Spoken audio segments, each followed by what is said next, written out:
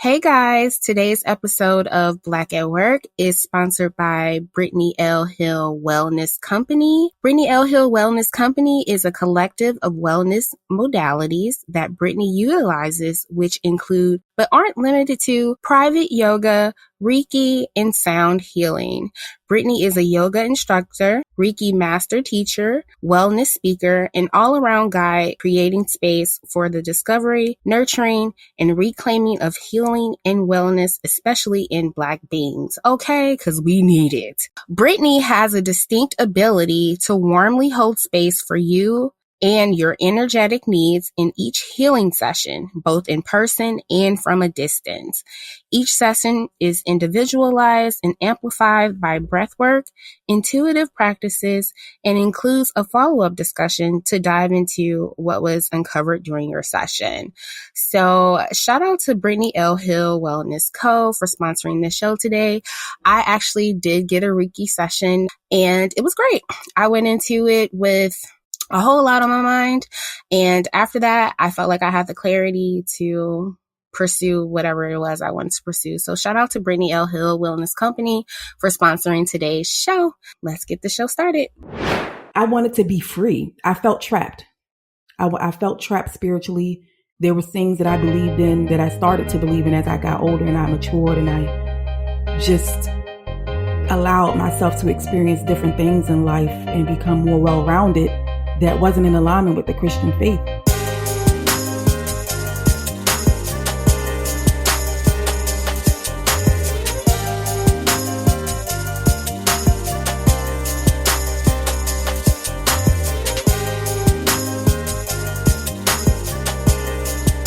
What is up, co-workers?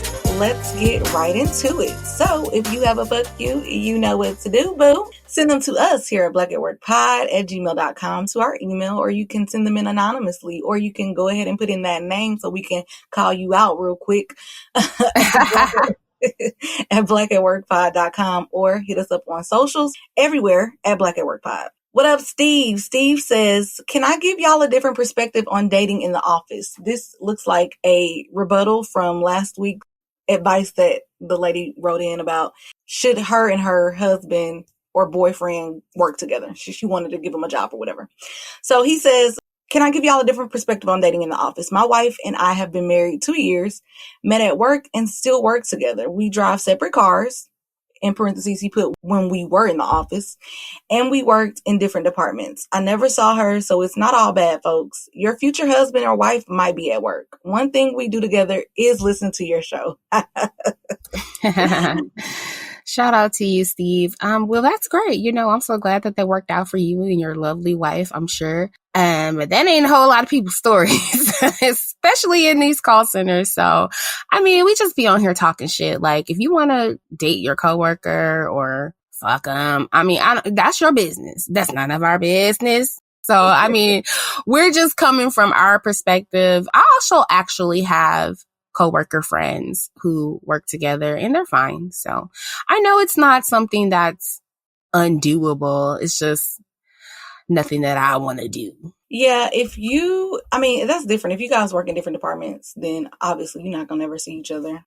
That's cool. I'm glad y'all found each other at work. That's bomb. I done had bad situations, so I don't recommend it unless, like Dana said, y'all must don't work at a call center because call center drama is very real. So, but shout out to y'all listening to the show together. That's definitely what's up. We definitely recommend relationship bonding, listening to Black at Work. All right. Well, thanks, Steve, for writing in. This is not a fuck you, actually. This comes from Poetic. Hey, coworkers. I love the show so much. Y'all are truly my workday escape. I work remote now and been getting more into podcasts, and Black at Work was the first show I ever heard or subscribed to, LOL. My question is... Oh, Lord. We hope we left a great impression. Right. Well, obviously she writing in, she engaging. Come on, girl. She says, my question is, would y'all talk about some of these hot Black shows in the break room? Lovecraft Country is good. All Rise, Blackish, Grownish, Queen Sugar, and more. Nelly is killing it on Dancing with the Stars right now. Thank you for considering any books y'all are reading and would recommend. It's cool too. Also, I'm planning to write back in with a huge fuck you. I just got to see how it plays out first. LOL. I didn't even know Nelly was on Dancing with the Stars. They Dancing with the Stars right now with COVID? I don't watch any of these shows. Well, I watch Blackish. I wanted to get into Lovecraft Country, but I haven't gotten the opportunity to do that. But I don't know. And this is always asking y'all to tell us what y'all want us to talk about. So we can take a look at some of these shows. I could definitely talk about Blackish. I haven't really been following Grownish this past season, and I didn't know Nelly was on Dancing with the Stars. Shout out to Nelly. I'm from the M.I. Crooked letter. I hope he wins, but I'm concerned about them dancing together in the stars with COVID. The people in California in the entertainment business, they said we still need our check. Okay. But yes, I've been hearing this week, actually, y'all know I watch Wendy. Wendy has been saying that Nelly has been doing a really good job. I think this past week he moved to the finals. So I heard that he was doing really well. I mean, I might watch the season finale, I guess, so that we can talk about it. I could tell you how I like his dance moves or how I don't like his dance moves. But I love Nelly. So shout out to Nelly. Yeah, I love Nelly. And hopefully he does a waltz to like Hot in Her or something like that, like a remix. That'd be dope. Right, on the season finale. Look at me giving y'all ideas. Lovecraft Country, same. I've been wanting to watch that, but I have not had time. Now look, this Poetic, you done listed off 1, 2, 3, 4, 5. Girl, when am I have time to take care of my child, sis? Hold on. I'm already watching. I got a lot of shows to watch, sis. No, I'm just kidding. No, okay. So I'm going to commit. I do watch Blackish. I don't watch Grownish. I will commit to a couple more of these shows so that I can talk about them on the break room. I'm so glad that you wrote in and asked me what to say, because I want to know what y'all want me to talk about. So I'm going to commit to watch a couple more of these. So this one is actually a fuck you guys, but keep them coming. So the name is I Am Not Your Negro, Karen. He says, help, I work for a small local company. It's literally 5 employees here. I am the only black man surrounded by white Trump supporting she-devils, and the boss's name is Karen. Talk about being marginalized. I've had to endure explaining why Black Lives Matter, police brutality, Kaepernick's peaceful protests, etc. These hoes pretend to be tone deaf and gaslight their way into tears. I'm just exhausted at this point.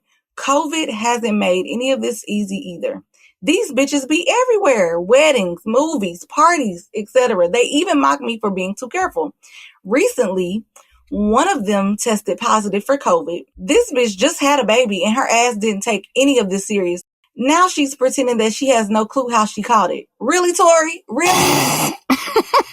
That wedding you attended? Now all of us have to get tested and self-isolate. 5 employees in this big-ass office space, and she brings COVID into the building. And then there's Karen, the boss. Okay, you are killing me with these full names. This bitch is a proud Republican who loves her some Trump. She will pretend to be woke and liberal, but will vote her hatred into your life. She literally called the cops on a lady for leaving her trash can out at the curb. Karen spent a whole office meeting scolding Nike and Kaepernick's kneeling during the national anthem. I'm like, this bitch needs to go and buy a stadium and have all the seats in that mofo. I hate to be rambling, but the microaggressions and gaslighting is getting too much to bear alone. I would quit, but who is hiring during the pandemic? I often wonder, how did I end up here? I have a freaking master's degree. So fuck Karen's saddlebag ass, no hips having devil. Fuck Elizabeth office manager, Chewbacca looking. Office manager, Chewbacca looking. Cats in the stove, but want to be having a potluck. Lunches head ass. Fuck Tori for bringing death to the office. Want to be woke ass. And fuck the new bitch Melissa, who doesn't do shit but surf the internet. I hope this business goes out of business and never make any more money ever. Yes, it's petty, but I'm not your Negro, Karen. All of them can eat a huge bag of dicks and choke. Thanks for listening. Shout out to you. I'm Hold not on. your Negro, Karen. This read at the end, he went down the employee list.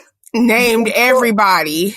The organizational list on the email. I'm finna go look up Karen's right now. Right, go to LinkedIn. How she look? Oh my gosh. Hold on. This deserves a pause. We don't really even have to, like, well, Dana's the one. Girl, she popped right up on Google. No. What she look like? Hold on. Like a Karen. Karen's, oh shit, Karen, Senior Vice President of, she looks like a Karen. She looks like one of those bitches that we be doing that shit. Karen's never gonna hear this show. And it's the fact that her name is really Karen is what is sending me. That's what it is. Like, her name is really Karen and she doing Karen ass shit. Now, Tori, bitch, you know you had no motherfucking idea bringing your ass to work when you out lollipopping, bebopping, pop locking, and then dropping it like it's hot. Like, COVID ain't out here. Y'all niggas don't give a fuck about nobody else's lives. She didn't give a fuck about the 5 people that y'all work with. This whole office is a mess. Anessa. And on top of that, sis just had a baby. Like, do you not care about your child? Like, you just out here all willy-nilly, probably ain't got no mask on, just doing a whole bunch of crazy Girl, stuff. these the same motherfuckers that be in Walmart with their babies with a onesie on, a t-shirt onesie at that in December. No socks. Ooh, really, Tori? You know where you got that from. You attended that wedding. Just like my friend said, here's the thing. I mean, I guess there's not a thing. I'm just for you being able to vent. Honestly, this is what this is for. This is what this segment is for. And we feel you all the way. And I'm just so here for these reads. Man. For the organizational reads. Okay? Those are my favorite parts. Like, y'all are so funny. Man. Hold on. Chewbacca, though? The lady look like Chewbacca. We have to look her up, too. Elizabeth. He said she looked like Chewbacca. Y'all are hilarious. Well, if you can't quit your day job, but you got some crazy people at your job that just get on your nerves and you need to vent, just write into us, guys, and let out your frustrations. Send them to us here at blackatworkpod@gmail.com. Hit us up on social media at blackatworkpod. Let's go ahead and get over to the water cooler. Hey. So we cannot not talk about this Jeezy and Gucci battle that, like the Monica and Brandy versus, broke hella records. Everybody and their mama was watching. I think at one point it got up to like 1.7 million. And that was just the people that were streaming on Instagram. It wasn't the people that were watching it on Versus TV and all of that. So shout out to Black men for making this happen. Another historical feat. But this Versus terrified me. You know how you watching a scary movie and the killer something bad about to happen and you close your eyes in preparation. The entire time these niggas was battling, that's exactly how I felt. Like, I wanted them to stop talking to each other so bad. I just knew I was finna see somebody get capped on Instagram. Like, it was that tense. Anessa, who do you think won the battle? Girl, I'm way too gone. What the f- is y'all doing? Hey. If I wake up in the morning, girl, Jeezy, period. Okay. First of all, Jeezy, I loved his energy. Like, Gucci was on some trying to beef shit. Like, Gucci, we is old now. Like, we doing this for the culture. Like, why is you trying to bring up old shit? You done how you murdered, put one of Jeezy's friends in the grave. Like, that's not what we're here for. We're here. And then he kept saying, why you want to play all these old songs? That's what we're here for. I'm here for the old songs. Like, I'm here for the 99s and the 2000s. You know? Like, girl, I got my entire life. I had my wine. I even woke up Tavier because I was like, look, I got to turn soundbar on because I'm at the club, okay? It was super dope. It was super dope. My opinion, I feel that Gucci won, okay? Oh, no, sis. Gucci won, and I'm going to tell you why. Okay, so first of all, Gucci has past and present hits. and present is the key operative word here. So yeah, Jeezy was playing his hits from my college days. Gucci was playing hits from my college days, from my young adult days, from last year when I became a mom. So as far as hits are concerned, hit for hit, I think it's a Jeezy win. I mean, y'all can disagree with me. I really don't care. And Jeezy don't give a fuck. I'm sorry. Yeah, you said it right, sis. Jeezy win. No, hit for hit, it was a Gucci win.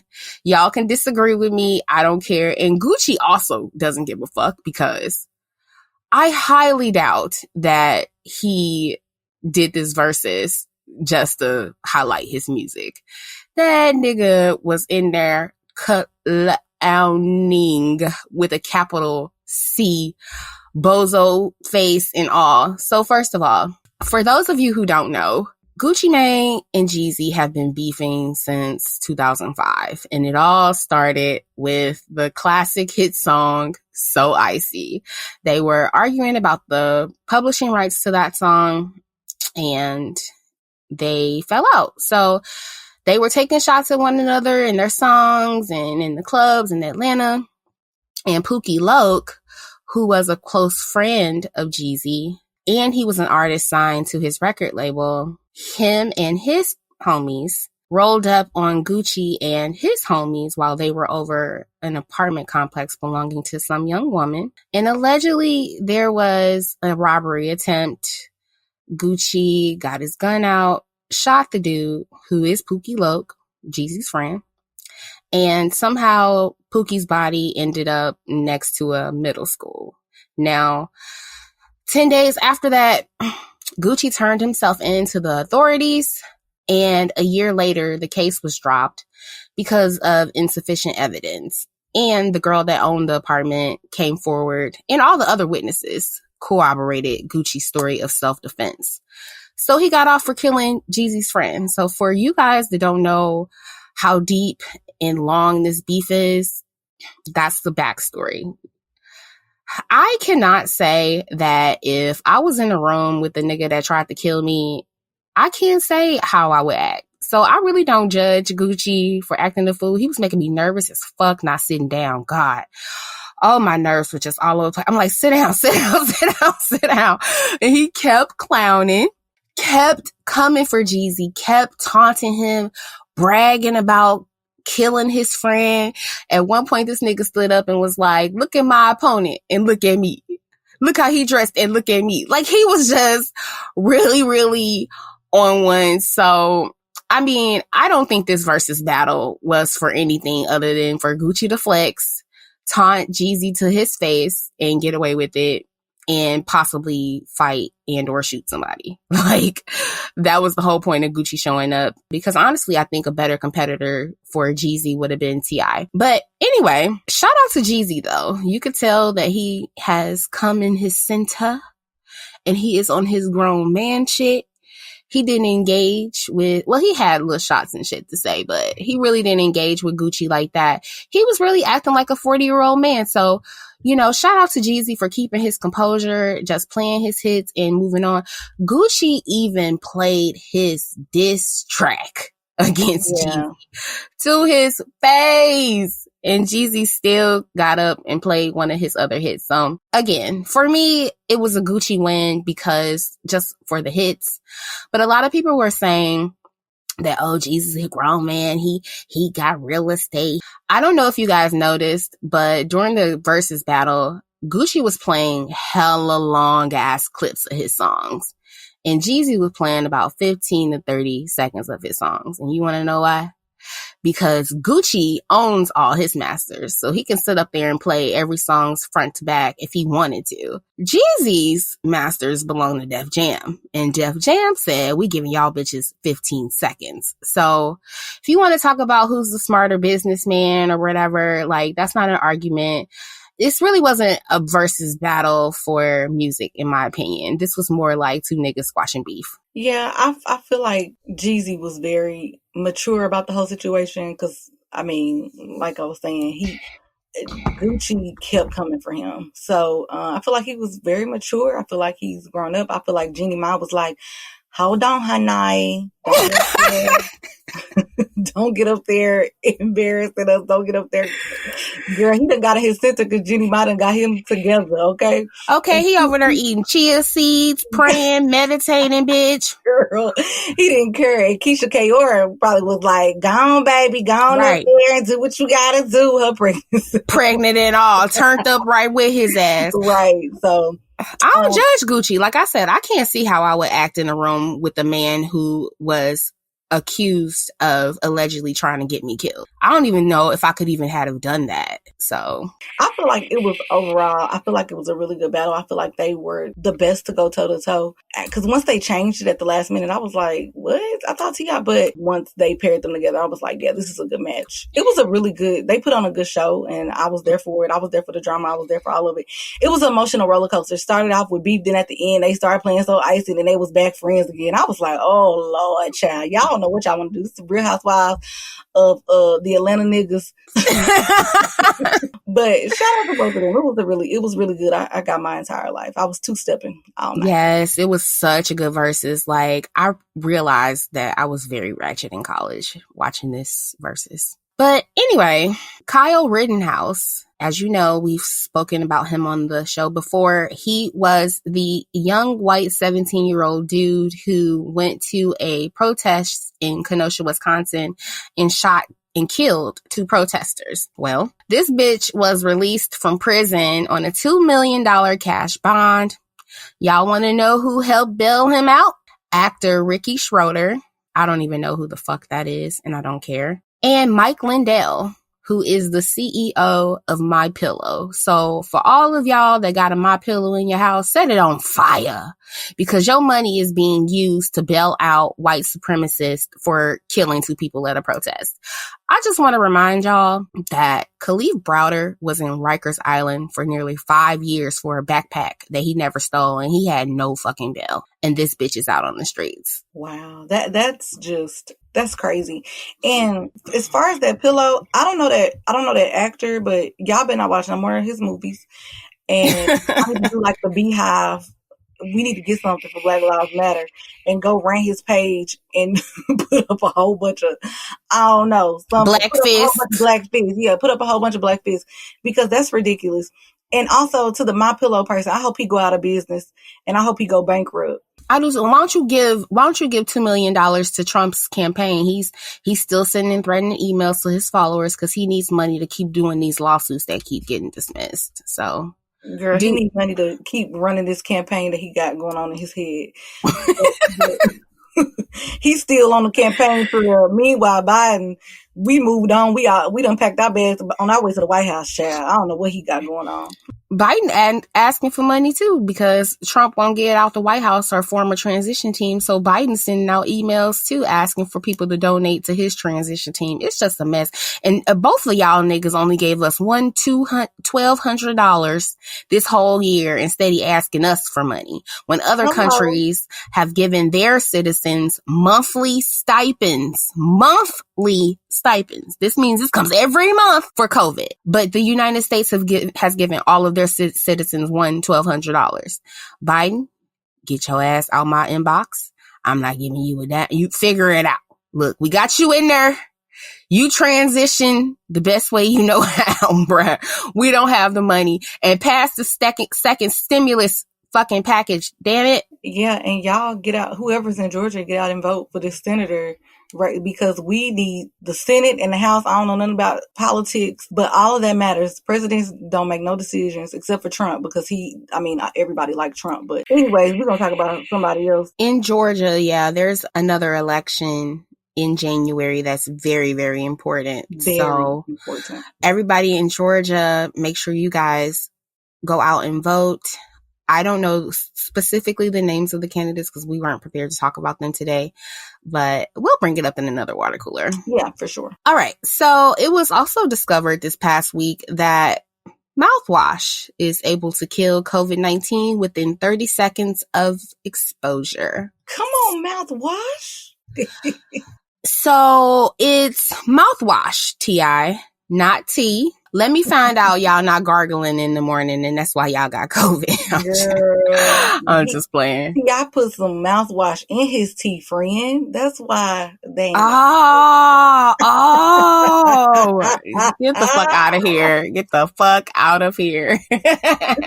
Girl, I don't know what it is, and I'm not trying to get off subject, but these people in Atlanta are not getting COVID. Y'all know my best friend lives in COVID, and she was like, yeah, the numbers are not going up. She does lashes. She has a lot of clients, and she has a diverse clientele, and she has like nurses and all this. They're like, yeah, the numbers are not going up. I don't understand why the numbers ain't going up there, but in Texas, we got over 1 million cases. So I'll tell you why. Why. Okay, because Black people were literally invented in Atlanta. So the Black people there have like magical Black superpowers where they're able to just be Black and rich and not have to deal with this shit. That's what it is. And that tea. And the tea. The tea is the biggest thing. It's the tea. Fuck out of here. Oh my gosh. So really quickly, Bobby Brown's son, Bobby Brown Jr., died this past week at the age of 28. The details of his death have not been reported. But rest in peace, young king. I feel so terrible for Bobby Brown Sr. because he has taken loss after loss after loss. And I never want to imagine what it's like to lose a child. So I can't even imagine how difficult that was for him and his family. They're just going through it. And it's the holiday. It's love, prayer, support, all of that to Bobby Brown, King R&B. So sorry for your loss. Yes, so sorry for your loss. That is so sad. I can imagine losing one child, but to lose two in such a short amount of time, like, yeah, that's a hard pill to swallow. He's very strong. I don't know how he does it, but yeah, definitely shout out to him and condolences to him and his family. So 50 Cent claimed this past week that he declined a $1 million offer to attend Donald Trump's inauguration. What inauguration, bitch? What inauguration are you going to? What is not clicking? It has been 3 weeks? What isn't clicking? You wasn't going to the inauguration anyway, nigga. Ain't no inauguration, bitch. Stay your ass at home on Instagram writing jokes like you always do and just sit the fuck down. I purposefully did not talk about Trump a lot on this show because fuck him. I'm tired of his antics. It's just going to keep going on and on. And at this point, we don't even have to pay attention to it. Why? Because in less than 2 months, this bitch will be back at Mar-a-Lago with his whole clan. Or hopefully in prison. That too. We don't care about, like, I'm so glad that you said that we're not going to waste any more time on Trump because Trump, you lost. We're moving on. Swallow the pill. I don't know what kind of pill it is. I'm not recommending no type of pill, but I'm just saying swallow whatever pill it is that you use or whatever pill that your son recommend because we know they say he likes to coke and just go on somewhere. We tired of talking about you. I mean, your name is not even worthy to be even mentioned on this beautiful Black excellence gifted podcast that we got. But my friend said, what's not clicking, sir? What's not registering? Is it did you work? What is it? What do you need? It's done. It's over. Benito, get out. Nada. How do we have to say it? Do we need to say it in Spanish, Russian? Do we need to call Putin and help you put a little fire into that little booty? Or that big booty? Because he is fat, but. Well, these niggas that support him, I think they're slowly starting to realize they are in defeat. Fox News commentator Geraldo, I don't know if you guys remember this nigga. He used to have a talk show. He says that we should name... He says that we should name the COVID vaccine after Trump to soften the blow of his loss.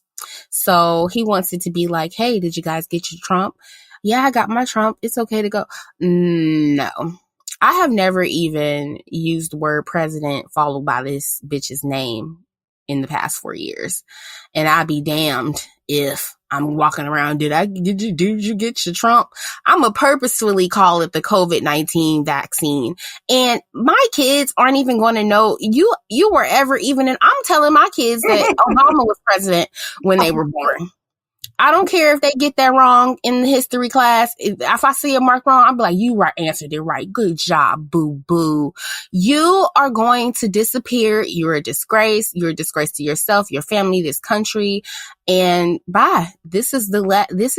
I'm not going to say this is our last Trump shit, but we coming off this nigga. Like, we don't want to hear nothing else about this nigga and Rudy Giuliani and the rest of y'all lawyers keeping on with these bullshit lawsuits that keep getting thrown out in all of these states. Y'all need y'all bar cards set ablaze. Get the fuck out. We're over you. And the only reason why I know I forgot his name. The Gerardo guy that's on Fox. Yeah. The only reason I know him is because I watched Big Brother and he was on The Apprentice. He was on The Apprentice. You know what? That nigga was on The Apprentice. That's why he all up. Man, I'm so done. Like, I don't like him, and he is a fraud. Jump your ass in a pond and go somewhere and sleep. We are not naming that after Trump. You know what? I'm just done. Y'all are ignorant. We're tired of talking about Trump. Like, Trump is over. It's Biden and Harris at this point. We moving on. Moving on like Maya. And speaking of, that's it for the water cooler this week, guys. Let's take a break.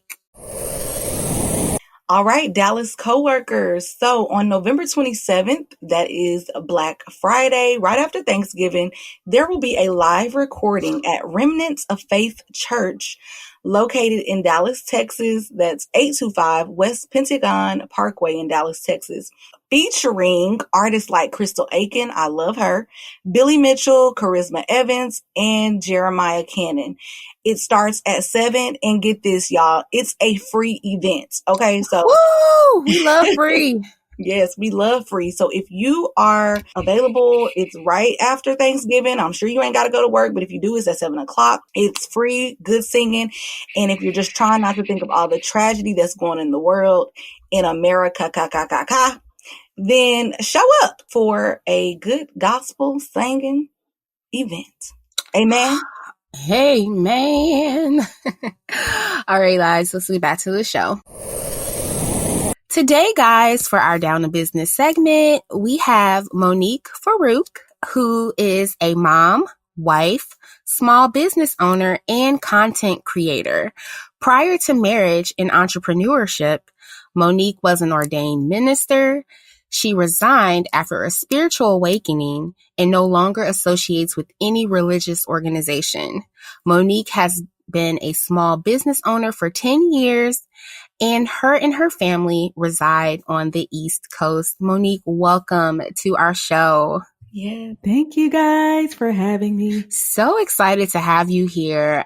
We really wanted to kind of get into your life as a minister, what that experience was like, and what led you to leaving the church and not affiliating with any religious organizations and then starting your own business. Yeah, girl, it's a ride. It's a ride. It's so much I could say, but it started when I was in my early 20s, and I joined a church that my sister was already a part of when I was about 22 and a half, almost 23 years old.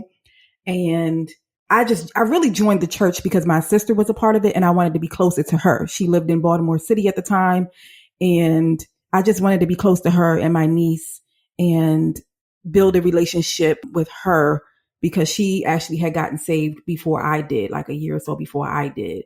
And I had a home church that I grew up in, but I wanted to be closer to her. I wanted us to do something together as sisters. You know what I mean? So that's how it all really started. And I really wasn't looking to be any kind of leader in the church. I just wanted to be there with my sister and get a couple of good words in on Sundays, you know, and maybe once a week. Now, was this a Pentecostal church? Was it a Baptist church? Yeah. What kind of church? Church of Christ. Girl, it was non-denominational, but okay, it was like a Baptist church because, you know, it was the get your shout on moments where we didn't, my former pastor, who is now deceased, God rest his soul, where he wouldn't even preach sometimes on Sundays because the atmosphere was just like everybody was on one accord. And so we had many, many days like that. And no, it was non-denominational, just Christian, but a lot of it had a Baptist feel to it. Gotcha. So, you said you weren't looking to be a minister or anything like that. You just trying to go get a word, child. So what was it that made you say, you know what, I want to be a minister? And what actually happened to where you said, you know what, this is not for me. Mm-hmm. I can't do this anymore. And actually, I don't want to even be a part of any church or any type of denomination. So if we start from the top, where I left off, where I joined the church, I was there probably about a good year and some change before my sister and I both actually were leveled up to ministers in trainings. And it was on a Sunday. I'll never forget it. And my pastor didn't give us any indications that he was looking to even mentor and train anyone in the congregation other than those who were already appointed ministers in trainings. And so it was on his heart, from what I understand, for a while. And then on that particular Sunday, it was one of those moments. It was one of those moments where it was just like really high spirits in the church. And he announced that my sister and one of our good friends at the time, we would be the new 3 ministers in trainings. So there was no indication from him other than him giving me like little small tasks to do that were leadership role types. And so that was it. There was really no indication. And that's how I got in. That's how I actually became a minister in training. It just kind of happened on a whim in my point of view, but he had been planning it for a while and it was placed on his heart. That's really interesting. Yeah. I grew up in church as well. I'm a pastor's kid. I know y'all can't tell by the way I be cursing on this show, but that's because nobody was allowed to cuss in my house and I didn't grow up hearing no fucking cussing. No, I'm just playing. But growing up, I always felt like anybody called to higher positions within the church was quote unquote called by God. And it sounded like your pastor might have either got that from God and you didn't get it, or he might have just appointed you guys to that. Was that you guys' philosophy, or is that usually how that type of church is ran? With those types of churches, that's usually how it's ran. But myself personally, even back then, I always believed that whatever God has planned for someone, but no matter their religious background, it's going to be on their heart first before it goes to anybody else. Right.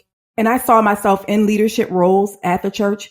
I just didn't think it would be as a minister. It was never, to me, that's a very serious title. And so I was so young and I hadn't even been saved very long when it happened. Like I said, it was over like a little over a year that I had been there. And I wasn't out there trying to be the teacher's pet kind of thing, the pastor's pet, or anything like that. I had strong leadership qualities. And I think he saw that in me. And then he started just praying and meditating on whether it would be the right thing in the right direction to go in. So do you feel like it was the right thing for you? I do believe that at that time in my life, it was in alignment. And I don't regret having taken on the role and saying yes to it. I'm not at all. And I probably would still be a minister if I had never resigned, to be quite honest. Why did you resign? Was there something going on with the church, or was it just your own personal reasons as to why you wanted to resign? It was both. It was a lot going on. The pastor who originally leveled me and my sister up to ministers in training, he passed away. And then a good friend of his who would come in sometimes and fill in for him if he had to travel or something like that, took over the church and merged his church with our church. And it was the dying wish of my former pastor to have the church merge with his. And so they were best friends. And so that's what happened. And so I was actually ordained under the new pastor and not my pastor who gave me the minister in training title and was my mentor. And probably about a year and a half after he took over and the churches were merged and it was going pretty good and things, I was doing a lot of studying on my own at that time about religion and just going a step further and learning about other various religions out there in the world. And The reason I actually left was because there were things happening within the church with leadership and with that pastor that I didn't agree with. And so the day that I wrote the letter and sent it in by mail, I didn't warn anybody about it. I just did it, sent it in by mail. And I sent it in by mail because I wanted him to read it and I wanted him to reflect on it before he tried to contact me, which he did. And we had a conversation for like 2 hours that day. And I told him everything as to why I left. And he was very receiving. He wasn't defensive, and he heard me out. And he said, I'm here if you ever change your mind. And I think that if you stay on the team, that you could help me with some of these things that you have complaints about. And I told him, no, I'm good, because I already had it in my mind that I was no longer going to associate myself with any religious organizations because I was disgusted. I wanted to be free. I felt trapped. I felt trapped spiritually. There were things that I believed in that I started to believe in as I got older and I matured, and I just allowed myself to experience different things in life and become more well-rounded that wasn't in alignment with the Christian faith. And a lot of that has to do with some things in history that I learned. And so it was, that's kind of how I went. Now that's very interesting because, to your point, when I went off to college, I went to a HBCU. Mm-hmm. I always say that. I learned a whole lot about, and I didn't go really like a lot in depth, but one of the classes Mm-hmm. that I took went on about like Christianity and how a lot of these holidays that we celebrate aren't real. So like, I'm just interested if you can give like one of the examples of like what you found or what did you find in your history search or whatever that said, okay, this is not in alignment with what I want, or this is not in alignment with what, the Christians are saying. Just like one or two examples of what that was for you. I'll give one, for example. Christianity, if you look into Christianity and how it started, now you think about Africa and the various religions and regions and various religions that come from different regions. They're all different.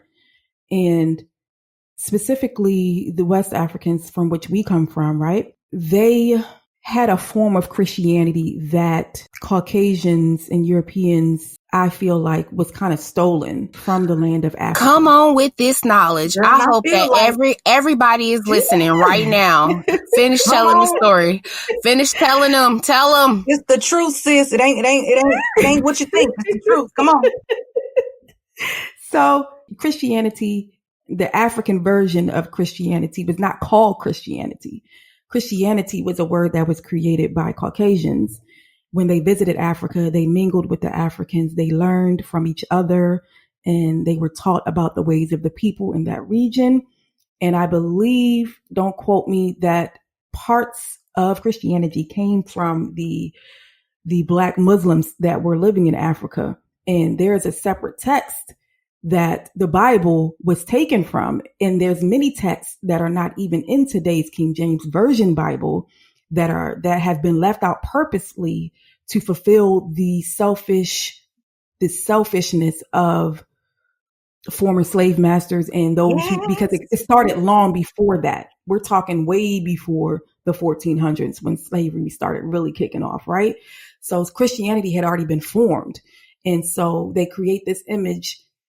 You know what the one thing that stood out to me the most that was contradictory is that in the King James Version Bible, they describe Jesus as having woolly hair and bronze skin, right?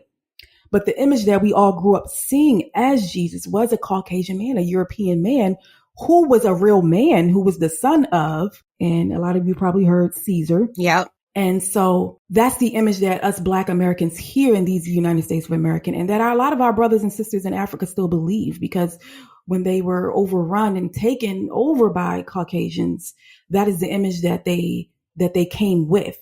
But really, they were just bringing back a religion that they already had there, and they just made it into the way that they wanted it to be, to get them to do what they wanted them to do, and to enslave the people and to become part of the massive slave trade and shack house slavery and all that things that were already going on.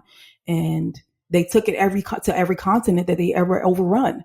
I just had this image in my head, like, well, the Bible said that Jesus had woolly hair and bronze skin, but all we see is this Caucasian man, this European man. It doesn't make sense to me. And I thought about it as a kid, but it wasn't until I got older, until I started connecting the pieces. And when I became a minister, because I was being mentored and learning various things in history and going to the history books along with reading my Bible at the same time. And it just started popping out. You know, the Bible says, seek ye and ye will find. And that can happen when you're in a religious organizations. And I've seen a lot of pastors over the last 10 years come out about this type of thing, and things start popping out at them because they're not just reading the Bible, they're reading the Bible and also reading history books.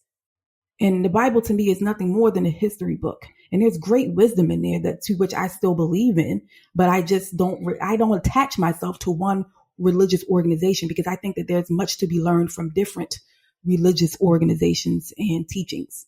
And to piggyback off of what you just mentioned, when we were brought over here as slaves, they would not allow us to read and write. That was a killable offense. We couldn't learn anything, but the only thing that they did give us to learn was Christianity. And more specifically, they focused on the scriptures of forgiveness and slaves obey your master and all of that. So just think about it. You got a whole generation of people who are getting their religious knowledge from the people that own them. So it's going to skew their viewpoints. That's going to skew how they see things. Okay, so the baseline of Christianity is you have to be a forgiving person. And there are several people all related to one another that I really just don't forgive. So I could never even put that label on me, just because foundationally, you can't be a Christian if you're unforgiving of somebody. And, pray for me. I'm going to therapy. But the whole point of them indoctrinating us with this religion from the beginning was for control. They even used the Bible to justify segregation 50 years ago. So this is very, very interesting discussion. And I hope that the listeners that we have done this type of research themselves and already know this stuff. And this is just, conversation for them. And I hope some people learn some new things, because there's so much stuff. Religion in the Black community, period. There's just so many layers. Even I went to a African church, right? Everybody in there was African. The pastor, all the congregation. I was the only person that was born in America. Okay.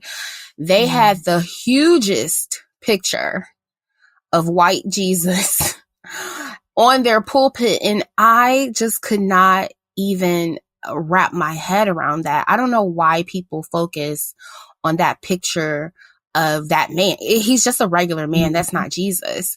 But to another point though, I have been abroad. I studied abroad in France for a semester in college, and we went to Notre Dame. And as soon as you walk in Notre Dame, what is it? A big ass statue of a Black Jesus. They got Black Jesus and Black disciples all over the walls, all over the church.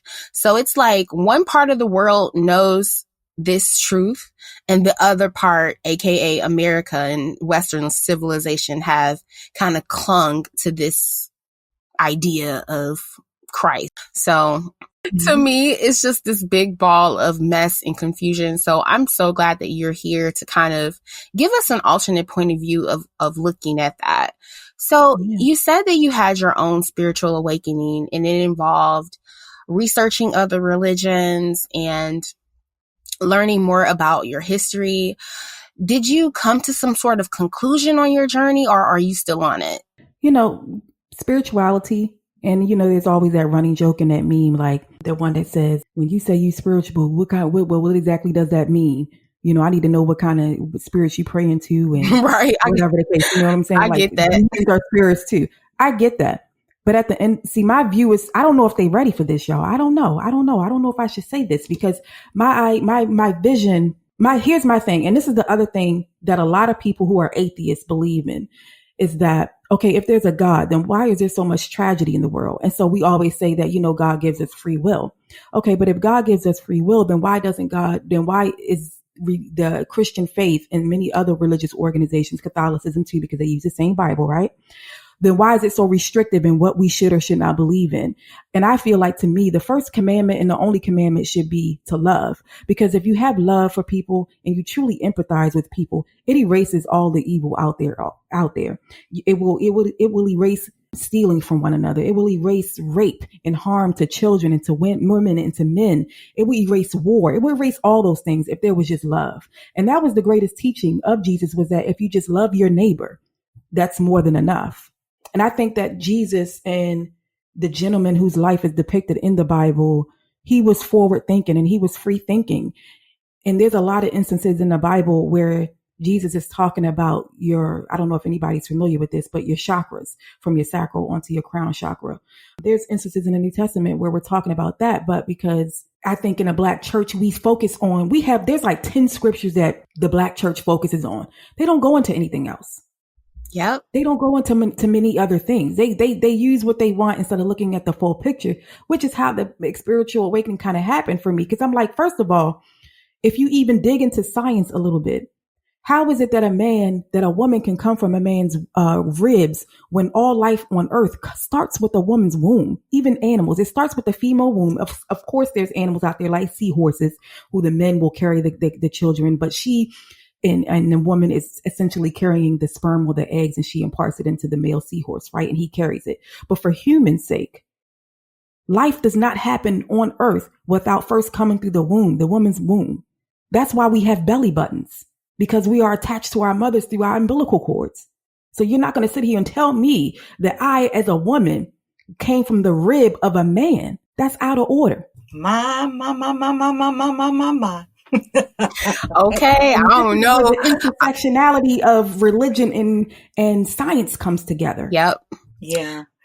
Like you said, I don't know if people are ready for that type of discussion, but it's a little too close to the holidays. I don't know. I don't know if they're ready. You know what I mean? No, seriously. They gonna get it today if they listening. That's right. Oh, miss. But honestly, I spent the majority of my 20s as an atheist because of similar reasons. I obviously found my way back to God or whatever, but my new path to God looks very different. And I'm kind of similar to you. Like, I really don't attach to religion. I focus on the God within. I feel like God has placed so many things here on earth in order for us to be able to hear from him. A lot of people, this is really going to sting a lot of people, but I believe that God speaks to us through astrology. And I think astrology is so looked down on in religion because of that reason. They don't want you to hear from God yourself. They want you to listen to them tell you about God. And like you said, they focus on the same 10 scriptures, have the same 10 types of sermons and all of that. And honestly, I found a church that I'm comfortable with now, but it was so hard to get an open, moving forward church, especially since we've been so conditioned. Yes, we have been so conditioned to believe this way, to think this way, to think that is of the devil, to think that's not real, to think those things. And unfortunately, it makes a whole lot of closed-minded people. You know what I mean? And so I am so glad that we're having this open discussion. Nobody throw tomatoes at us. Just listen. Okay. Because this is a really important discussion. Like, a lot of Black people don't even know where their origins of Christianity came from. They don't even know why they're Christian, just because their mom, their grandma, their grandmama, that grandma was a slave and her master made her serve Christ. So my whole journey, and I didn't mean to take over your story, but my journey came as far as like discovering the God within me. And so I think that that's highly important, just being more intuitive with him. We had a ad earlier about Reiki sessions. That's another thing that I do in order to draw myself closer. So I'm so glad that we're having a discussion, because there's more than one way to worship. There's more than one way to serve God. There is more than one way to believe in God. And you don't have to follow this white ass, King James ass telephone as Bible. Like, I mean, and when I say telephone, I mean, these are stories that have been told and retold and retold and written over and over and over in certain languages.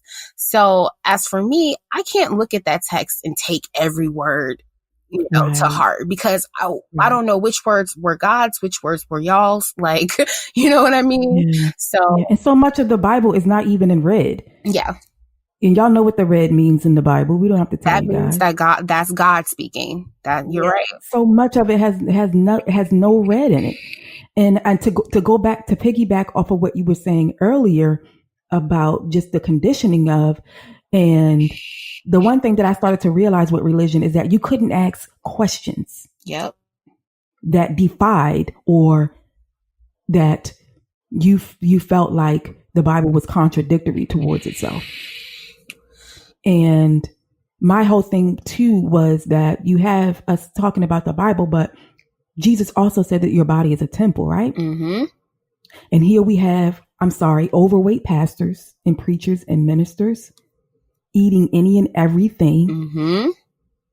Then you have the idea that everything is witchcraft, and then you don't talk to any mediums, and don't talk to any people that are clairvoyant, and don't see any Reiki specialists. Don't do any of those things. Why? Because it's going to take you away from what they want you to be indoctrinated to. Mm-hmm. Right? Mm-hmm. Come on, tell them. Because I had gifts that I couldn't talk about because it would have been perceived as witchcraft.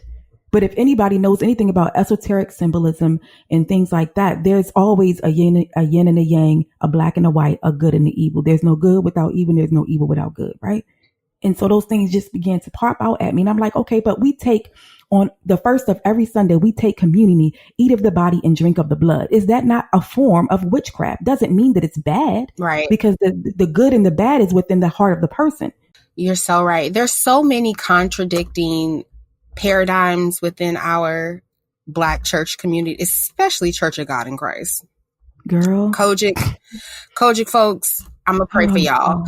But so many misconstrued thoughts, and a lot of people not really listening to God, but listening to their pastors. And just like I was mentioning earlier, when I feel like people in those positions are called by God and it's clear, there's a lot of pastors who just woke up and say, you know what?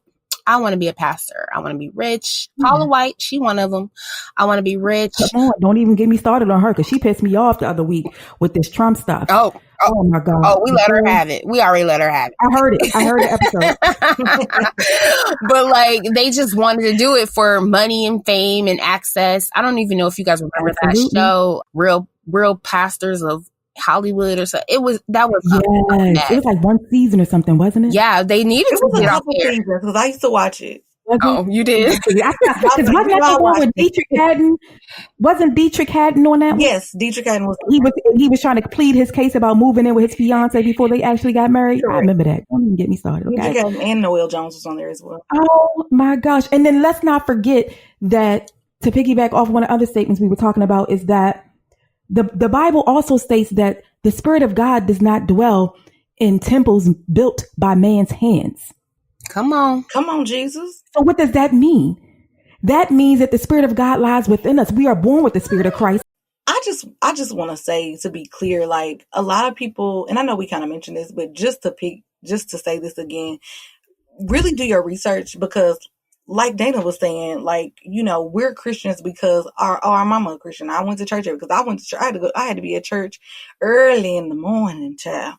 5 o'clock in the morning, okay? And, you know, and then when I went to school, I had a real awakening. And I was like, hold on, something ain't right. And so do your research. And it's not your fault, because we have been conditioned, like we always say, we have been conditioned and we have been trained to view and do things a certain way because of what happened, you know, years and years ago. And it's nobody's fault, but definitely do your research on your own and find out what it is that we're talking about, so that you can, you know, have your own mind. And if you end up wanting to be a Christian still, hey, stay a Christian, or, you know, yeah. If you want to just at least be well informed, correct, be well informed. That is correct. be well informed, or take some things like Dana was saying and like Monique was saying with a grain of salt, or, you know, don't take everything because like you said, Jesus ain't, and I always just say that, yeah, Jesus ain't talking enough in here for me. Why he ain't saying, why God ain't saying too much? All I see is a lot of black words. What a red words at? Who said, Lord, why you ain't speaking a lot? Now I need to hear from you, child. Now, hold on. Yeah. And then like we become, and then especially if you have like a Baptist type church, like I grew up in a church that was Methodist based. And so there was no shouting on Sundays, and they still don't. And they're non-denominational now. So the experience with my sister, I started to become addicted to the shouting to get me a good shout in whenever I could. Because it took you on an emotional and spiritual high that you can get without doing all of that. If you just sit down for a minute and meditate and be quiet.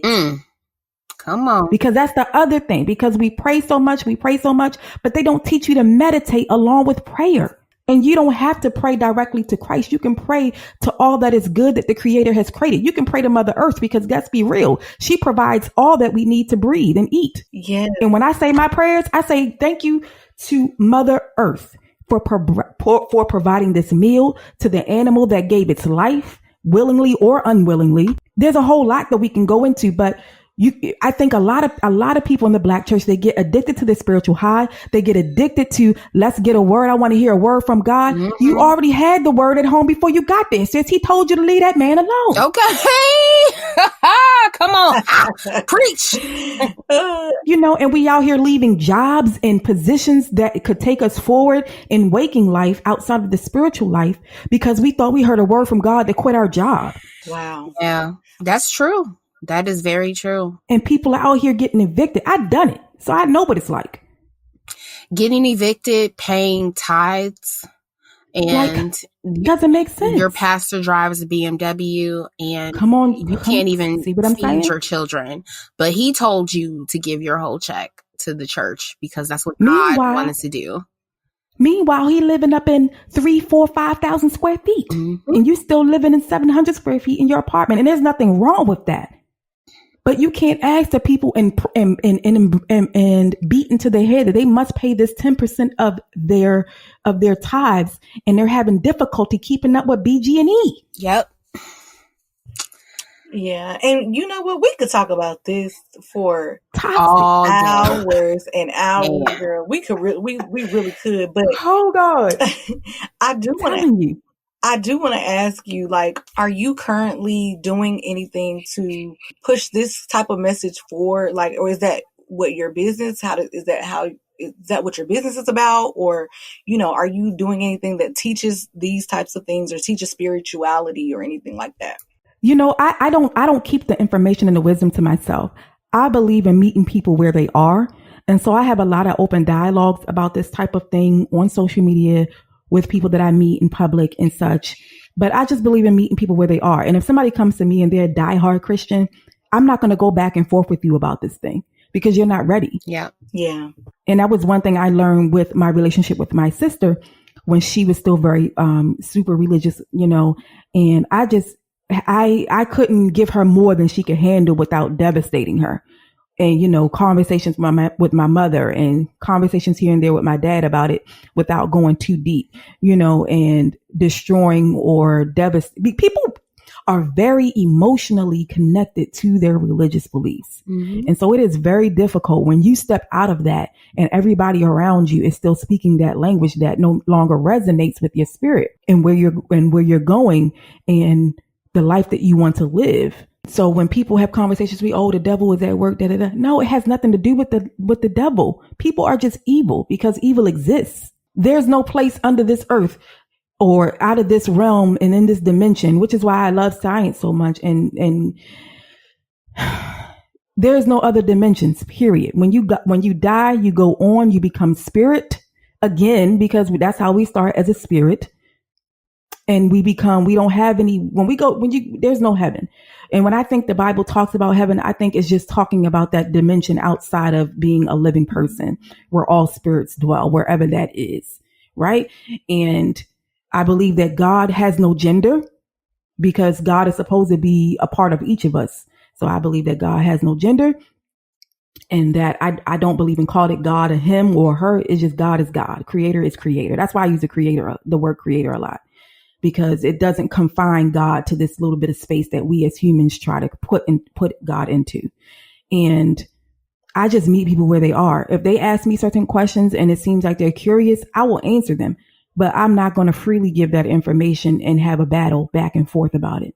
It's not worth it. Yeah, I totally feel you on that. Religion, politics, and whether or not Chris Brown can beat Usher in the verses. Those are the topics that I avoid at all costs. Okay, because I ain't getting into it with you niggas. Like, you can think whatever you want to think, but man, that was an amazing discussion, and I really, really love the alternative viewpoint that you gave us and our listeners on your journey from ministering to where you are now.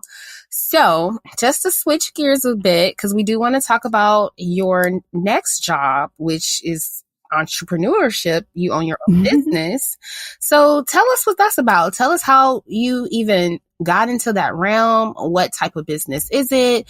Why did you want to start the business? How did that look for you in the beginning? And how are you guys doing now? Well, I got into entrepreneurship because of my husband. When I met him, he was an entrepreneur and had been for a very long time, for most of his adult life. And so it wasn't a hard transition because I was already freelancing myself as a cosmetologist when I met him.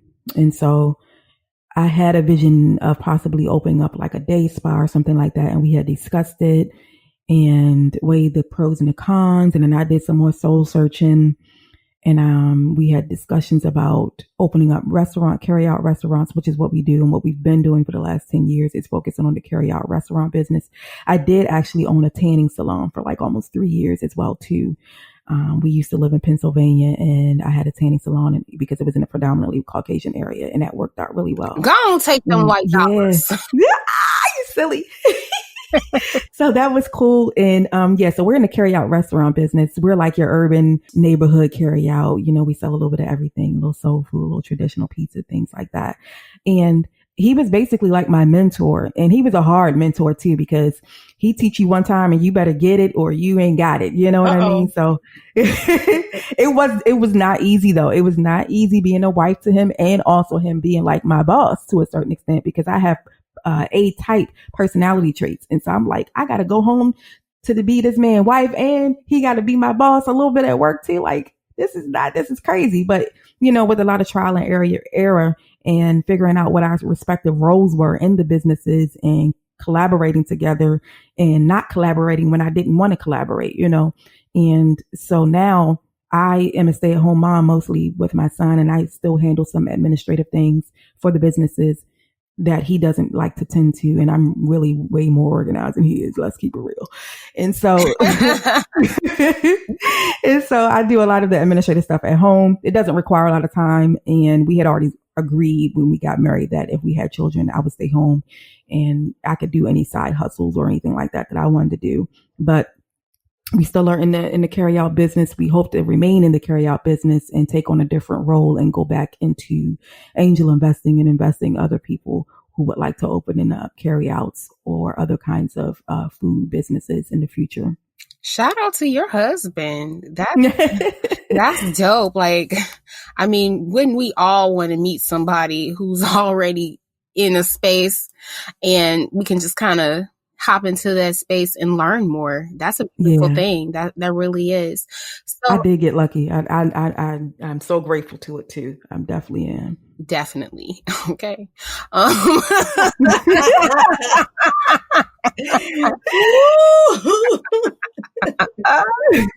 were like, do he got a brother? Sis? Okay. A best friend. Okay, hold on. But you know what though? I will say this. My husband is not black. He's actually South Asian. He's from Bangladesh. And so obtaining loans and getting funding is much easier than it would be for a black man. Right. Even though he's a man of color, because South Asian people are looked at a higher, with more respect than Black men. And so I think that contributed to a lot of his success really early in his 20s like that. And I'm going to keep it all the way 100. And we have these conversations all the time because we have a brown son now, and so he does recognize and realize that he probably had more advantages than the average Black man, being that he was South Asian and that they're looked at a little bit more respectably. Oh, of course. They have that model minority stereotype. Prejudices. Mm-hmm. Yeah.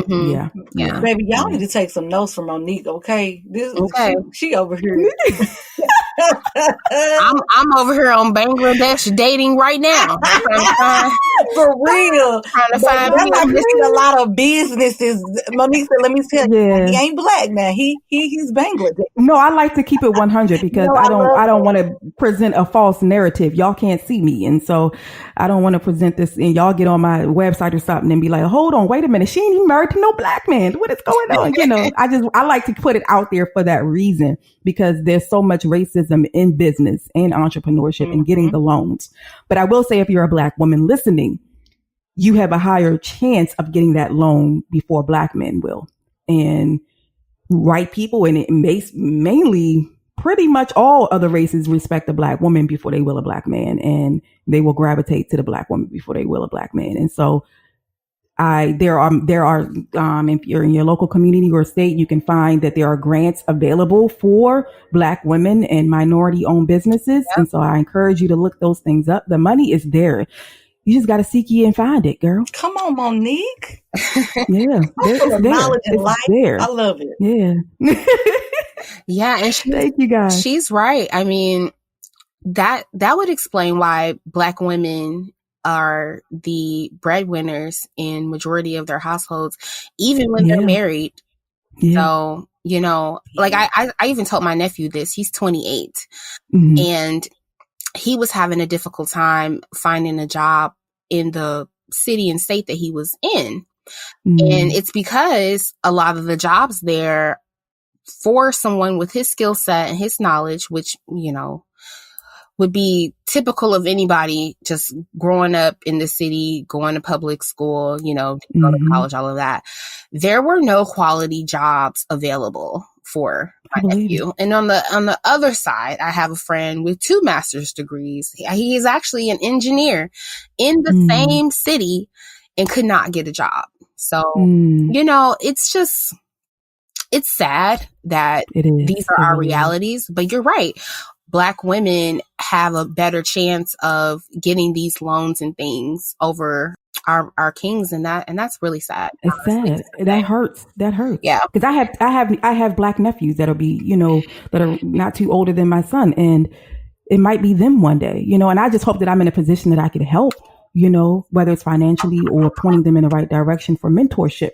But you also, I think another key point is that be careful of where you go to school too, because your school and your environment and the culture of that college that you go to will present opportunities for you to network with the right type of professors and speakers and whoever else comes across that school. So it matters. It definitely matters. All of it matters. For sure. And also, I just want to touch on, you talked about your businesses and your entrepreneurship, but you also are a content creator. Can you kind of touch on what that looks like and what type of content do you create for who? And is that on social media, or just kind of explain that to us a little bit? So after I had my son, he was actually conceived through IVF. I was diagnosed with infertility at 29 years old in 2012, after the 2 years of marriage and 4 years of being together with no baby, never being pregnant my entire life or anything. And after I had him in 2017, about a year and a half ago, I wanted to do something passion filled, and I wanted to do something to give back to the infertility community. And being a Black woman, I felt almost like it was my duty to use my experience and wisdom of going through infertility to be there for others and to give platform for Black women to feel safe and create a safe space for Black women to be able to come on and speak about their journeys, and Black men and LGBTQ plus and anybody else who needed a space to share their struggles with infertility and becoming pregnant and conceiving their path to parenthood. And so I have a podcast that's a year old, and I'm also very active on Instagram for the infertility community. And I became passionate about it because everybody says, girl, go get that seat at the table. And me, I'm the opposite. I'm like, girl, if the seat ain't there, create it. And so that's what I did. I created the seat that wasn't there when I needed it, support, community, and all those things as a woman of color, and feeling safe and feeling like I'm not going to be pushed aside or looked over. And so that's what I've been doing for the last year. And it's blossoming into something I couldn't even imagine. And it's been a real blessing for myself and my healing from infertility, as well as being a former premature mom, NICU mom for 4 months. You've had some pretty dynamic guests on your show this year. Can you speak a little bit about what it was like hearing other perspectives? Because you have all different types of people on your show. So what was it like for you gaining different perspectives on infertility and how it related to your own personal struggle? Did it change the way that you thought about it? Did it change the way you approached it? Or did it just make you feel connected to them because they shared similar experiences? It was all of the above, girl. All of the above. And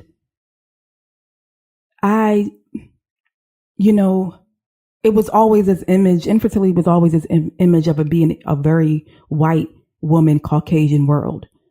And anytime you saw any brochures about infertility and OBGYN, it was always a Caucasian woman and man that were married, heterosexual. And that was it. There was no representation for the Black, brown, and Hispanic, the non-Caucasian world, people.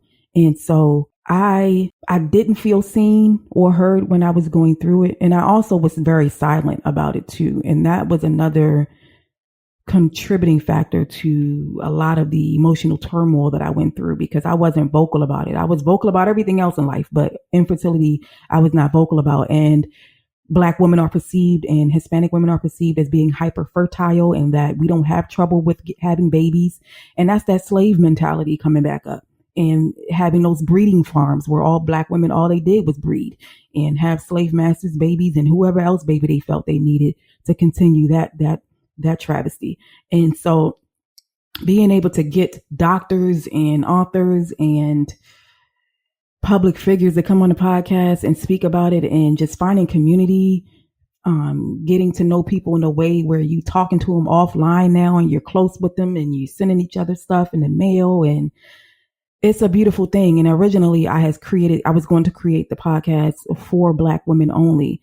And I changed and made it all inclusive to anyone because of my own upbringing and being from a diverse town here. It wasn't to only exclude, and not to say that Black women are not worthy of having their own space just for them.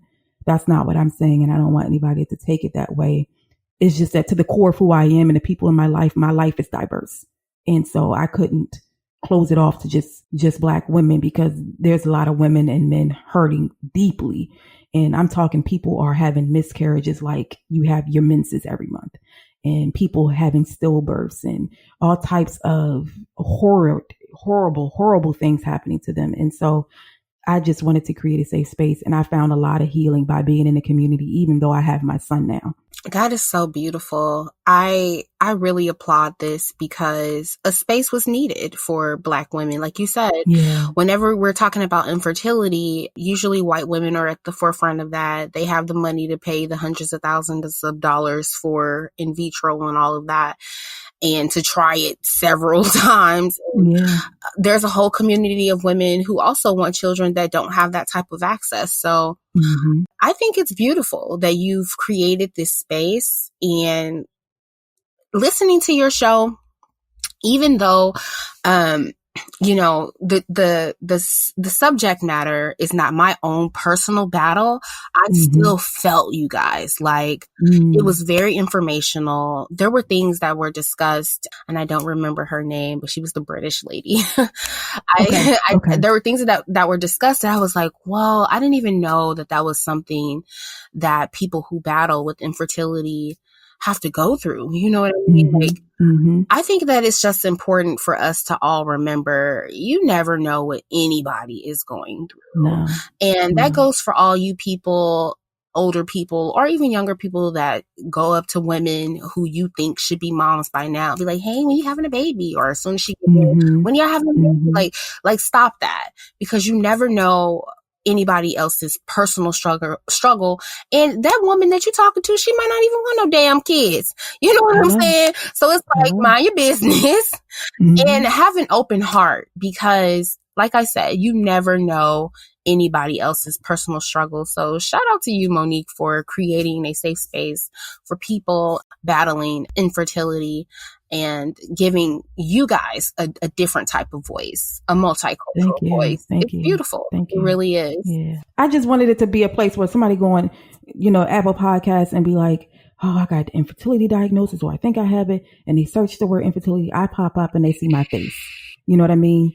That's all I wanted. And if you're out there, you're single, you're not married yet, or don't know when that's going to happen for you, at least go and get yourself checked by a reproductive endocrinologist, get the referral from your OBGYN, and know your fertility status, just like you know your AIDS or STD status, because it could save you a lot of time later on. Amen to that. Well, Monique, thank you so much for being a part of the show today. Yes. We have talked about so much. Just scratched the surface a little bit. Yeah, very much so. We scratched the surface a little bit, but we also talked about a lot. We gave people a lot to think about, gave people a lot of encouragement, and then also, something to go and research for themselves. So can you please plug and let us know where we can listen to your podcast? If anybody has any questions about, spirituality or religion or anything like that, if you're open to that as well, where can we find you, and where can we also listen to your podcast, and also your business, your businesses as well? Thank you, dear. Thank you, guys. Yeah. So the podcast is called Infertility and Me. You can get it on Apple, Spotify, TuneIn, iHeart, all the plugs. You can also find me on Instagram at Infertility and Me Podcast. And my website as well, infertilityandmepodcast.com. And you can hit me up, slide in my DMs, doesn't matter, on my website and or on Instagram. And if you're in the DC, Northeast DC, Washington area, my business is called the second word is Cooks, COOKZ, Cooks. It's in the Seat Pleasant, on the borderline of Seat Pleasant in Northeast DC. So we're like your urban neighborhood carry out. Yes, y'all hit her up, please. Support. Yes, shout out to y'all. Woman and her magic. Thank you guys so much. I appreciate you for creating this space for us to speak about all the injustices and bullshit that happen at work. Because y'all had me going. Y'all had me going. This is amazing. I wish I still worked at somebody's company so I could talk bad about my coworkers, send in some questions. Well, you can write in about your baby. People do that a lot. Write in about your customers anonymously. Oh, girl. I probably hit you up then because I got a whole lot of space for that. Thank you, ladies, so much again. No, thank you, Monique. Thank you. It's time for the break room. It's the break room. It's the break room. What you gonna do? Girl, we finna spill all the tea. Hey, it's the break room. What you gonna do? It's the break Ooh, room. child. Well, we just uncovered a lot. Okay, so let's go ahead and take a break in the break room. So, y'all, after weeks of being... I'm already laughing. After weeks of being bloated, of capping, and saying she's full from her hamburgers or whatever she over there eating, child. Off of dustpans. Our girl, Summer Walker, is actually pregnant. I guess claps for her. Baby on the track. We got baby on the track. She took to Instagram and finally showed her little baby bump. But girl, and I was looking in the comments on the Shade Room. Everybody was like, girl, we already knew that. Like, I hate when people be so pressed, like, no, I'm bloated. No, I'm not pregnant. No, I'm not pregnant. And then you come out and then say you're pregnant. Like, I mean, I would have just rather you not even addressed any of the rumors or any of the comments at all. Because at this point, it's like, okay, I'm over it now. Or how about you just disappear until you're ready to be out with your belly bump, like a lot of us normal people do. Correct. Yeah, because at this point, I'm like, okay. You could have been showing pictures of your face, your nails, whatever. Like, you purposefully wanted the people in speculation. But shout out to you. Congratulations to you. on your Congratulations. first child in London's 13th. Congratulations, y'all. Well, Kevin Hart's Netflix special came out this week, and I actually got a chance to watch. And it was actually... I did that moment of silence for a reason. It was okay. I'm not going to say it was just totally boring. I did fall asleep within 30 minutes of the show. So it was totally boring. Y'all, Kevin Hart is not funny. I feel like he's lost it a lot. I feel like he's lost his funny because Laugh at My Pain, seriously funny. When he first started, like I loved those stand-ups. Like I can watch those over and over again.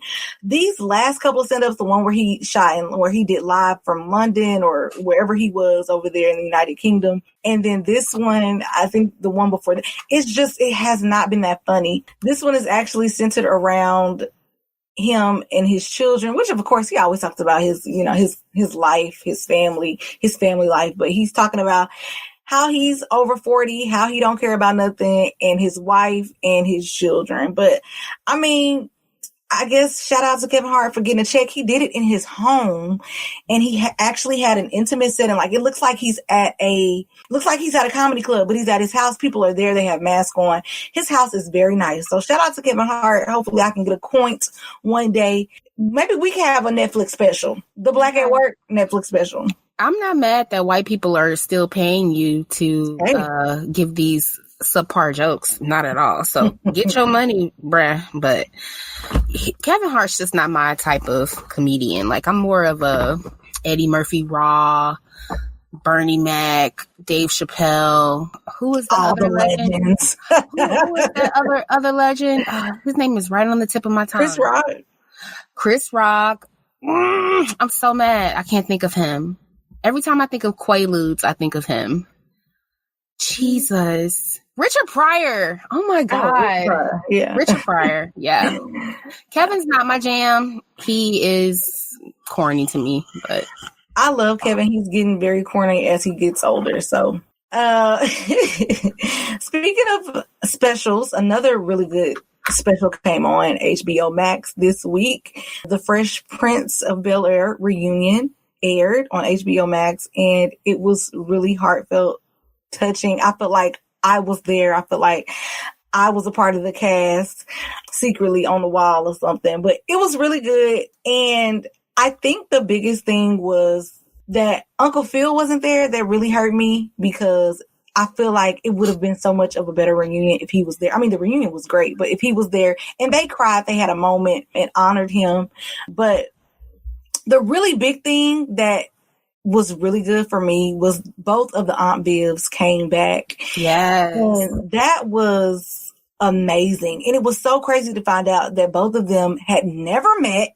Yep. Can you imagine? This show has been on. This is the 30-year reunion. Okay. And both of the Aunt Vivs have never met, but I thought it was very mature of Will Smith. I thought it was very mature and just a good thing for him to not dismiss her because she was Aunt Viv in the beginning, and then she's still the Aunt Viv that the only Black people acknowledge.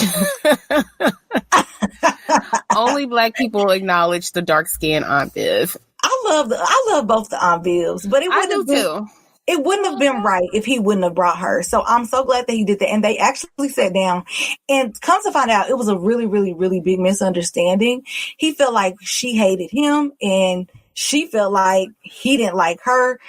And all the while, she had things going on at home. She was in an abusive relationship. She had just had a child. And there's a big misconception that she was fired from the show, but she was not actually fired.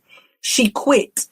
Or not necessarily quit, but she had a baby and she couldn't come back. So she just said, I'm not going to be able to do it. So the big misconception was that she got fired, but she did not get fired. She just wasn't able to come back and commit. So they had a breakthrough moment, though. That was the really big thing about it. And it's so sad because you think about all that time that it went by. Like, she was blackballed from Hollywood. She was out of work. And all that time has passed. She could have probably probably been really successful, but because of the misunderstanding, and he was very young. He was 21 years old. She was a woman at the time. Like, you know, when you young and you on top, you know, at that time, you got to think about it. Will Smith had all the movies. He was a movie star. Wish the conversation could have been had way a long time ago, but it happened in the right time. So the reunion special was really, really good. Fresh Prince of Bel-Air, we watch it every day because my man, he loves watching Fresh Prince. I'm like, can you be a little bit more predictable? Can we watch something else? It's Fresh Prince and Martin. Okay. That's all we watch. But it was a really good reunion. Did you watch it? Yeah, and shout out to James Avery. Like you said, they had a very touching moment where they honored him and talked about him and talked about how just the influence that he had on their life. I was over there crying too. I'm sorry. I was.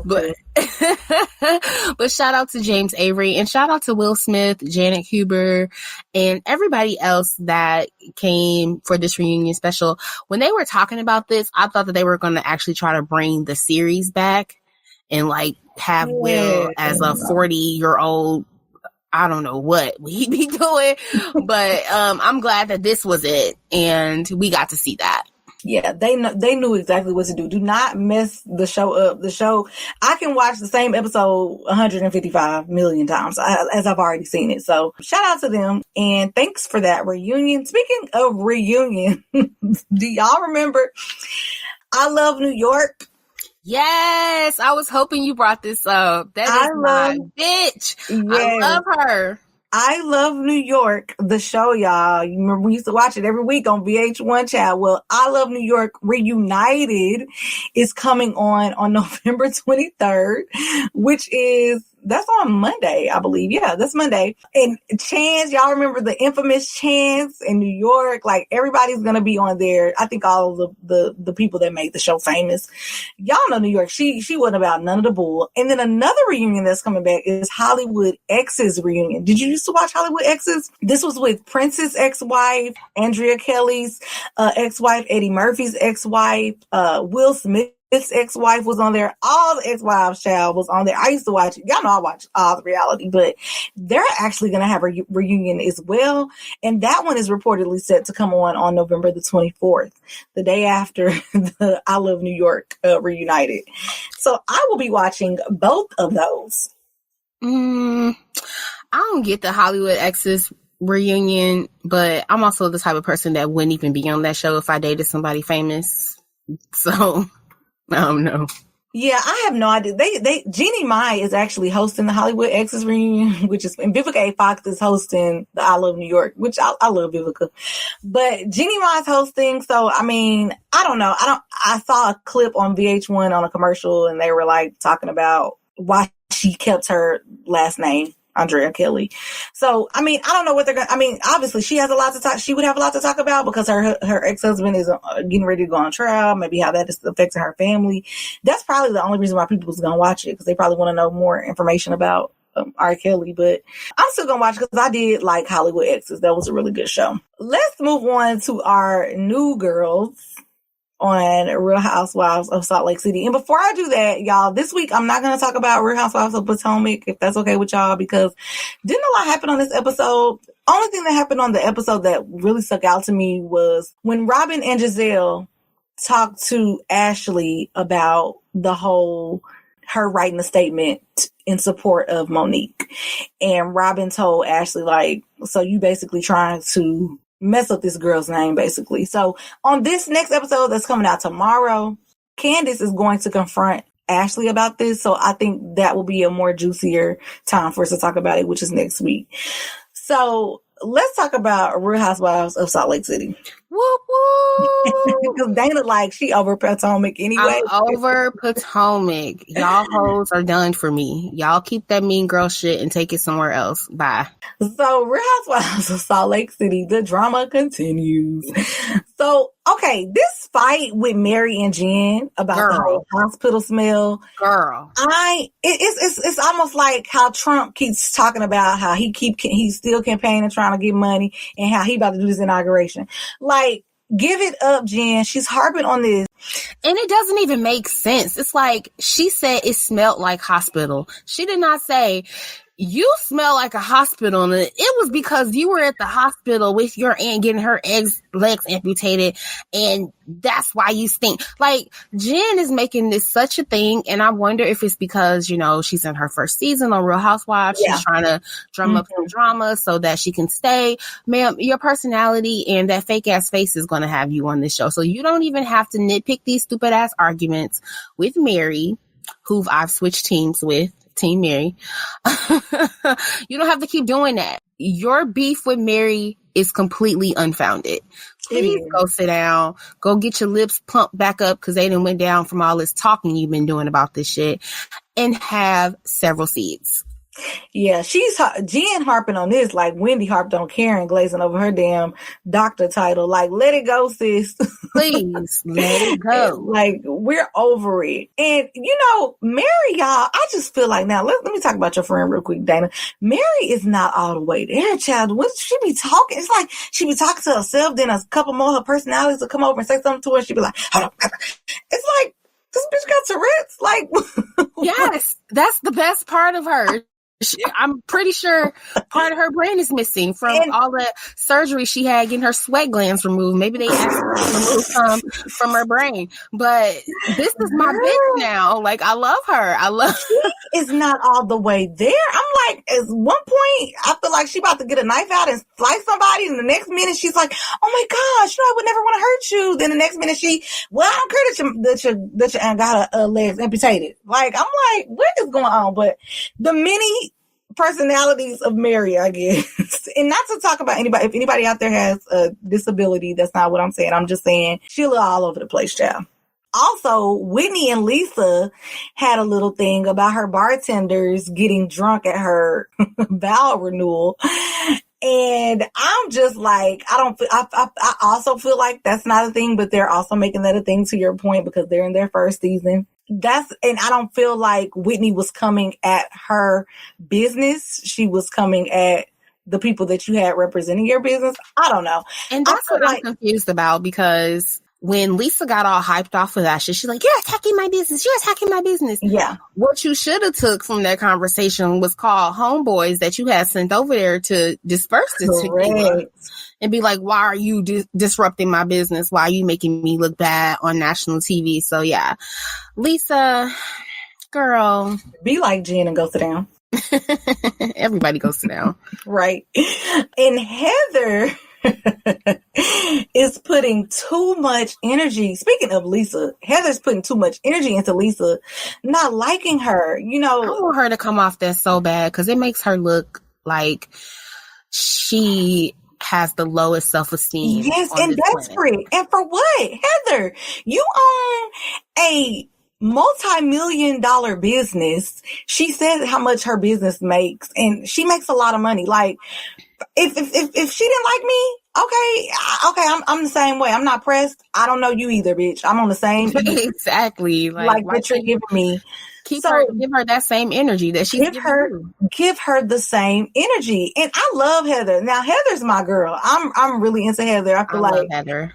I feel like I love her like perspective. I like how she, you know, asks a lot of questions. I don't know. I really like Heather, but I will say their thing, Heather and Lisa had a thing to where Lisa sent Heather a text message saying, is she going to be at the Chalet's party or whatever? And all Heather text back was a thumbs up. So Lisa took that as a F you.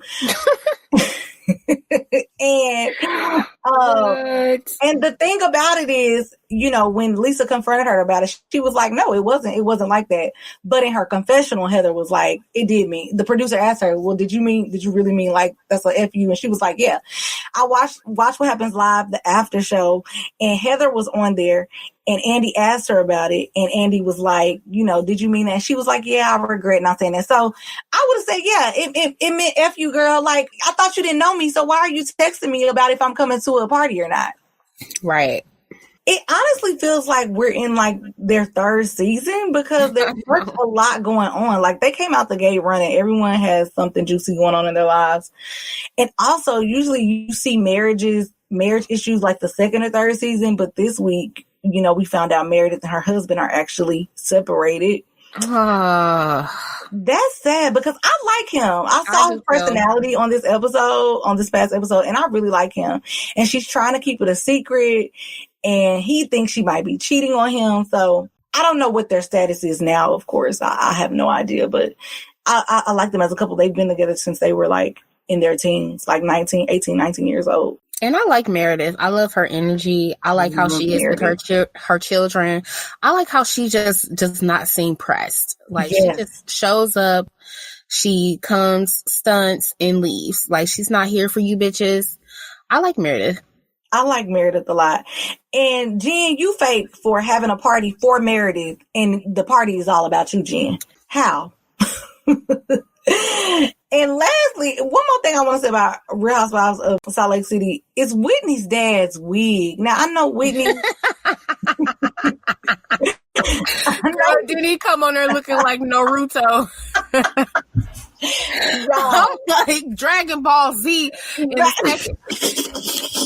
a minute, not Dragon Ball Z. Hold on. Look, Whitney, y'all got enough money to get your daddy a new wig. Come on. And I know he has a pain pill problem. He has a drug problem. But baby, get him a new wig, sis. Get him a new wig. Call Karen and ask Karen to get some okay. He got a new wig line. See if she'll loan him one. Anyways, moving on to some new music that came out this week. Meg Thee Stallion came out with her. Y'all know I mentioned this last week that she was going to be coming out with a new album. It dropped called Good News. I have not listened to it yet. I'm so sorry, but I will listen and report back to y'all next week. Good album. Have you listened to it, Dana? Yeah. People who love Meg are going to love this album. She went up. This girl can spit. And a lot of these tracks, she's really just spitting hardcore rap. Like, she called Tory Lanez a bitch for about 3 minutes straight. So that was lit. No, I'm playing. For people who like Meg and like her music, you're going to love this album. You probably already heard it. Yeah, she came out with a new album. And then also Jasmine Sullivan has a new single called Pick Up Your Feelings. I haven't heard that one yet either, but I'm definitely going to listen because I love her other song, Lost One. And then also DaBaby came out with a new album. I feel like these rappers, I keep saying this, come out with new albums every 5 seconds. I feel like he just came out with an album in January, didn't he, child? I don't know, but this new single he got out is hot. I don't even know the name of the song, but I've been replaying it over and over and over again. Code, I think. Yes. I love DaBaby though. I like DaBaby too. His new album is called My Brother's Keeper, Long Live G. You remember we talked about his brother dying on the show as well. So looks like this one is dedicated to him. Go listen to all those. Go listen to the albums, y'all. I'm gonna listen to the albums. I'm gonna report back to y'all next week. And I'll definitely be reporting on Real Housewives of Potomac next week. And that is all that we have for the break room. And actually, that's all that we have for today's show.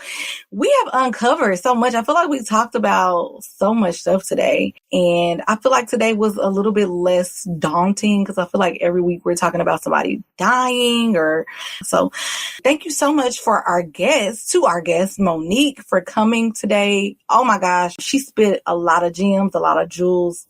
We'll be back next week. I'm sorry. We will not be back next week because it's the holiday. So we will see you guys the week after. Have a happy, safe, white people coming over killing niggas day. And we'll see you guys in December. Bye. Happy Thanksgiving, y'all. Bye.